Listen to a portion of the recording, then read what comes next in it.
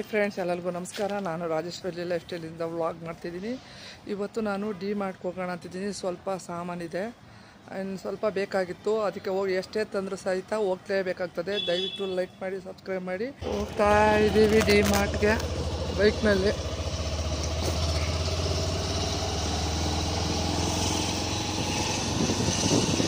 ಮಕ್ಕಳು ಸ್ಕೂಲು ಸಂಜೆ ಆಗಿದೆ, ಸ್ವಲ್ಪ ಗಾಳಿ ಚೆನ್ನಾಗಿ ಬೀಸ್ತಾ ಇದೆ. ಮಧ್ಯಾಹ್ನ ಎಲ್ಲ ಸೆಕೆ. ಇವತ್ತೆಲ್ಲ ಇಡ್ಲಿ ಮಾಡಿದ್ದೆ ಬೆಳಗ್ಗೆ ಮಧ್ಯಾಹ್ನ. ಡೈಲಿ ಅನ್ನ ಸಾರು ತಿಂದು ಬೇಜಾರಾಗಿತ್ತು, ಬರೀ ಇಡ್ಲಿ ಇವತ್ತು.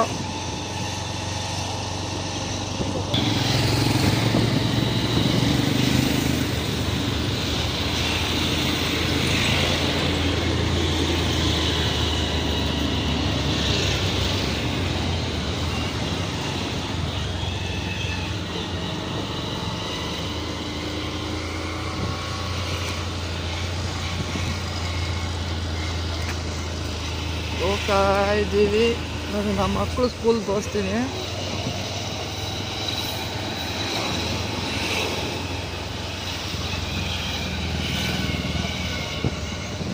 ಮಕ್ಕಳು ಸ್ಕೂಲ್ ಸಿದ್ಮಯ್ಯ ಸ್ಕೂಲು ನೋಡಿ. ಎಷ್ಟು ಟ್ರಾಫಿಕ್ಕು, ಎಷ್ಟು ಟ್ರಾಫಿಕ್ ಇದೆ. ಡಿ ಮಾರ್ಟಿಗೆ ಬಂದ್ವಿ, ಒಳಗಡೆ ಹೋಗ್ತಾ ಇದ್ದೀವಿ. ಡಿ ಮಾರ್ಟ್ಗೆ ಹೋಗಿ ವಿಂಬಾರ್ ಇಲ್ಲಿ ಆಗೋಗ್ಬಿಟ್ಟಿತ್ತು. ಸಕ್ಕರೆ, ದೇವದೀಪಕ್ಕೆ ಎಣ್ಣೆ, ಹಿಂಗು. ನಾವು ಸಫಲ್ ಕಡಲೆಕಾಯಿ ಎಣ್ಣೆನ ಬಳಸೋದು. ತೊಗರಿಬೇಳೆ, ಉದ್ದಿನಬೇಳೆ ಎಲ್ಲ ಇದೆ. ಇದು ಸ್ವಲ್ಪ ಖಾಲಿ ಆಗೋಗಿತ್ತು, ಹೋಗಿ ತೊಗೊಂಡು ಬಂದ್ವಿ. ಅಕ್ಕಿ ಮುಟ್ಟೆ ಅಡುಗೆ ಮನೇಲಿ ಇಟ್ಟಿದ್ದೀವಿ. ಆಮೇಲೆ ವಿಡಿಯೋ ಕಂಟಿನ್ಯೂ ಮಾಡ್ತೀನಿ. ಹಾಯ್ ಫ್ರೆಂಡ್ಸ್, ನಾನು ಡಿ ಮಾರ್ಟ್ಗೆ ಹೋಗಿ ಬಂದ್ವಿ. ಸ್ವಲ್ಪ ಶಾಪಿಂಗ್ ಇತ್ತು, ಹಾಗೆ ಅಲ್ಲಿ ವೀಡಿಯೋ ಪರ್ಮಿಷನ್ ಇರಲಿಲ್ಲ. ಇವತ್ತು ನಾನು ಬಾಳೆಕಾಯಿ ಪಲ್ಯನ ಮಾಡಿ ತೋರಿಸ್ತಿದ್ದೀನಿ. ತುಂಬ ಚೆನ್ನಾಗಿರುತ್ತೆ. ಮೊಸರನ್ನಕ್ಕೆ ನಾವು 2 ಟೈಪ್ ಮಾಡ್ತೀವಿ. ಒಂದು ಜೀರಿಗೆ, ಉದ್ದಿನಬೇಳೆ ಎಲ್ಲ ಹಾಕಿ ಸಣ್ಣದಾಗಿ ಹೆಚ್ಚಾಗಿ ಮಾಡ್ತೀವಿ. ಈ ಸಲ ದಪ್ಪದಾಗಿ ಊಟಕ್ಕೆ ತುಂಬ ಚೆನ್ನಾಗಿರುತ್ತೆ ಮೊಸರನ್ನಕ್ಕೆ. ಅದು ಬಾಳೆಕಾಯಿ ಪಲ್ಯ ಮಾಡಿ ತೋರಿಸ್ತೀನಿ. ನವಿಲುಕೋಸು ಸಾರು ಮಾಡಿದ್ದೀನಿ. ಅನ್ನ ಆಯಿತು, ಬೆಳಗ್ಗೆ ಚಿತ್ರಾನ್ನ ಆಯಿತು. ಮಕ್ಕಳು ಸ್ಕೂಲ್ಗೆ ಹೋಗಿದ್ದಾರೆ. ನಾಳೆ ನಮ್ಮ ಅಮ್ಮನ ಕಡೆ ರಿಲೇಷನ್ದು ಮದುವೆ ಇದೆ. ಇವತ್ತು ರಿಸೆಪ್ಷನ್ ಇದೆ, ಹೋಗೋಕ್ಕಾಗೋದಿಲ್ಲ. ತುಂಬ ದೂರ, ಸುಂಕದ ಕಟ್ಟೆ ಹತ್ರ ಬರುತ್ತೆ. ಅಲ್ಲಿ ನಮ್ಮ ತಾಯಿ ಮನೆಗೆ ಹೋಗ್ತಾ ಇದ್ದೀನಿ. ಅಲ್ಲಿ ಯಾವ ಥರ ಆಗುತ್ತೆ ವೀಡಿಯೋ ಆ ಥರ ತೆಗಿತಾ ಹೋಗ್ತೀನಿ. ಈಗ ಬನ್ನಿ ಬಾಳೆಕಾಯಿ ಪಲ್ಯ ಮಾಡಿ ತೋರಿಸ್ತೀನಿ. ಬನ್ನಿ ಬಾಳೆಕಾಯಿ ಪಲ್ಯಕ್ಕೆ ಏನೇನು ಬೇಕು ಅಂತ ತೋರಿಸ್ತೀನಿ. ಬಾಳೆಕಾಯಿನ ಒಂದು 5 ನಿಮಿಷ ದೊಡ್ಡದಾಗಿ ಬಜ್ಜಿಗೆ ಹೆಚ್ಕೊಂಡು ಇದನ್ನು 5 ನಿಮಿಷ ಉಪ್ಪಾಕಿ ಬೇಯಿಸ್ಕೊಂಡಿದ್ದೀನಿ. ಈರುಳ್ಳಿ, ಬೆಳ್ಳುಳ್ಳಿ, ಕಡಲೆಬೇಳೆ, ಉದ್ದಿನಬೇಳೆ, ಬ್ಯಾಡಗಿ, ಆಮೇಲೆ ಸಾಸಿವೆ ಎಲ್ಲ, ಕರಿಬೇವು ಎಲ್ಲ ಹಾಕ್ಕೊಬೇಕು ನೋಡಿ. ಇದು ಬಾಳೆಕಾಯಿ ತುಂಬ ಆಯಿತು, ನೆನ್ನೆಲ್ಲ ಬಜ್ಜಿ ಮಾಡಿದ್ದಾಯಿತು. ಈಗ ಊಟಕ್ಕೆ ಮೊಸರನ್ನಕ್ಕೆ ತುಂಬ ಚೆನ್ನಾಗಿರುತ್ತೆ. ಅದಕ್ಕೆ ದಿನ ಎಣ್ಣೆ ತಿನ್ನೋಕ್ಕಾಗಲ್ವಲ್ಲ, ಅದಕ್ಕೆ ಪಲ್ಯ ಮಾಡಿ ತೋರಿಸ್ತೀನಿ ನಿಮಗೆ. ಚೆನ್ನಾಗಿ ಕಾದಾಗಿದೆ ಬಾಣಲಿ. ಸಾಸಿವೆ ಹಾಕಬೇಕು. ಸಾಸಿವೆ, ಆಮೇಲೆ ಈರುಳ್ಳಿ ಹಾಕ್ಕೊಳ್ತಾ ಇದ್ದೀನಿ. ಸ್ವಲ್ಪ ಕಡಲೆಬೇಳೆ, ಉದ್ದಿನಬೇಳೆ ಕೆಲವರು ಹಾಕ್ಕೊಳ್ಳಲ್ಲ, ನಾವು ಹಾಕ್ಕೊಳ್ತೀವಿ, ಚೆನ್ನಾಗಿರುತ್ತೆ. ಸ್ವಲ್ಪ ಕರಿಬೇವು ಸೊಪ್ಪು,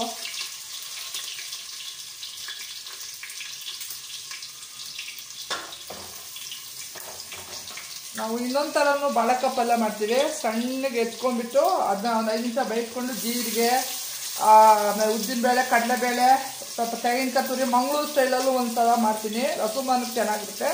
ಇದೊಂದು ಥರ ಸ್ಟೈಲು. ಬಾಳೆಕಾಯಿ ತುಂಬ ಇದೆ, ಖಾಲಿ ಆಗಬೇಕಲ್ಲ.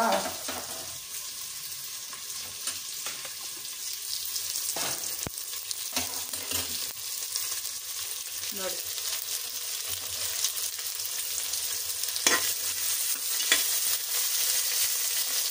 ಕಡಲೆಬೇಳೆ, ಉದ್ದಿನಬೇಳೆ, ಸಾಸಿವೆ, ಬ್ಯಾಡಗಿ, ಸ್ವಲ್ಪ ಬೆಳ್ಳುಳ್ಳಿ ಚೆನ್ನಾಗಿ ಫ್ರೈ ಮಾಡ್ಕೋಬೇಕು.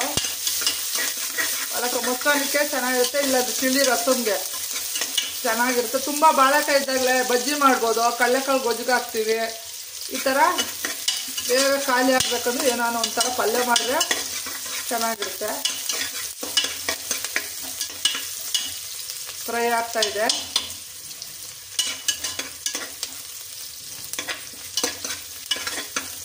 ಕಡಲೆಬೇಳೆ, ಉದ್ದಿನಬೇಳೆ, ಬೆಳ್ಳುಳ್ಳಿ, ಬೇಕಾದ್ರೆ ಶುಂಠಿನೂ ಹಾಕೋಬೋದು. ಶುಂಠಿ ಬೆಳ್ಳುಳ್ಳಿ ಪೇಸ್ಟು ಅವ್ರ ತಕ್ಕನ ಟೇಸ್ಟ್ ಇದು. ನಾವು ಇನ್ನೊಂದು ಪಲ್ಯಕ್ಕೆ ಇದೇ ಥರ ಮಾಡ್ತೀವಿ, ಅದಕ್ಕೆ ಜೀರಿಗೆ, ತೆಂಗಿನಕಾಯಿ ಎಲ್ಲ ಹಾಕ್ತೀವಿ. ಇದು ಬೇರೆ ಥರ. ಚೆನ್ನಾಗಿ ಕಡಲೆಬೇಳೆ, ಉದ್ದಿನಬೇಳೆ ಹಾಕಬೇಕು. ಕೆಲವರು ಹಾಕೋದಿಲ್ಲ, ನಾವು ಹಾಕ್ತೀವಿ, ನಮಗಿಷ್ಟ.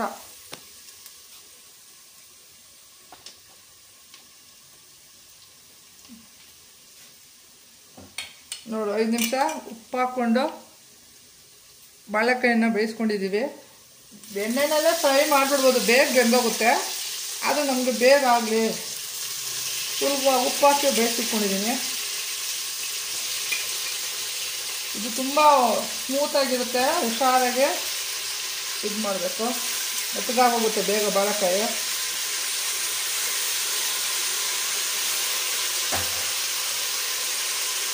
ಸ್ವಲ್ಪ ಟೊಮಟೊನೂ ಹಾಕ್ತೀವಿ.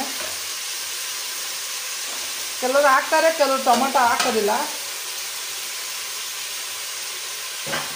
ನಮಗೆ ಟೊಮಟೊ ಹಾಕಿದ್ರೆ ಅನ್ನಕ್ಕೆ ಕಲ್ಸ್ಕೊಂಡು ತಿನ್ಬೋದು. ನೋಡಿ, ಎಣ್ಣೆಗೆ ಬಾಳೆಕಾಯಿ ಮೊದಲೇ ಉಪ್ಪಾಗಿ ಬೇಯಿಸಿರೋದ್ರಿಂದ ಜಾಸ್ತಿ ಹೊತ್ತು ಹಿಡಿಯೋದಿಲ್ಲ. ಟೊಮಟೊನೂ ಹಾಕ್ತೀನಿ, ಸ್ವಲ್ಪ ಗ್ರೇವಿ ಥರ ಇದ್ದರೆ ಅನ್ನಕ್ಕೆ ಕಲ್ಸ್ಕೊಂಡು ತಿನ್ಬೋದು ಅಂತ. ನೋಡಿ, ಬಾಳೆಕಾಯಿ ಬೇಯ್ತಾ ಇದೆ. ಒಂದು 5 ನಿಮಿಷ ಸಾಕು. ಊಟಕ್ಕೆ ಅನ್ನಕ್ಕೂ ಆಗುತ್ತೆ ಇದು, ಇಲ್ಲ ಚಪಾತಿಗೂ ಚೆನ್ನಾಗಿರುತ್ತೆ. ಎಣ್ಣೆಲ್ಲ ಬಜ್ಜಿ ಮಾಡಿದ್ದೆ. ಈಗ ಮಕ್ಕಳು ಸ್ಕೂಲಿಂದ ಬರ್ತಾರೆ, ಅವರೆಲ್ಲ ಪಲ್ಯ ತಿನ್ನೋದಿಲ್ಲ, ಅದಕ್ಕೆ ಈ ಥರ ಏನಾನ ಡಿಫ್ರೆಂಟಾಗಿ ಮಾಡಿಕೊಡ್ಬೇಕು.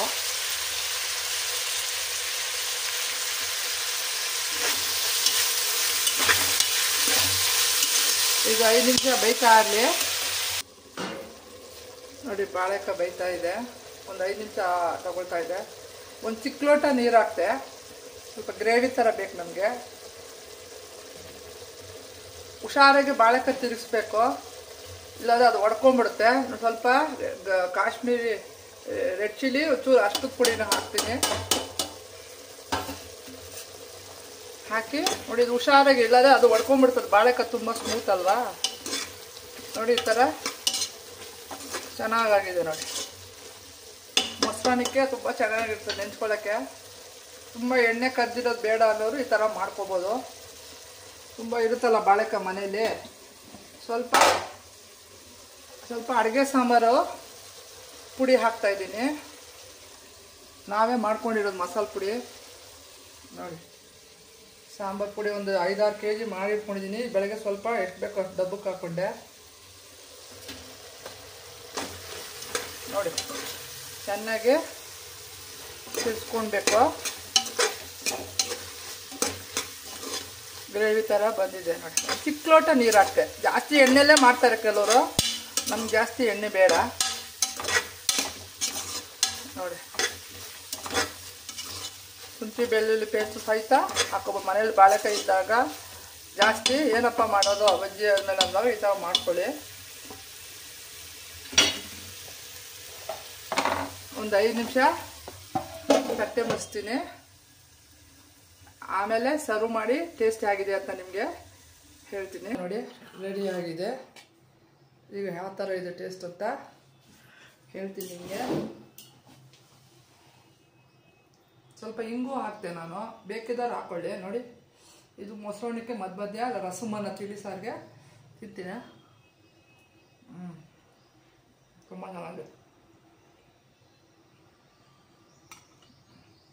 ತುಂಬ ಚೆನ್ನಾಗಿ. ಚಪಾತಿಗೂ ಚೆನ್ನಾಗಿರುತ್ತೆ.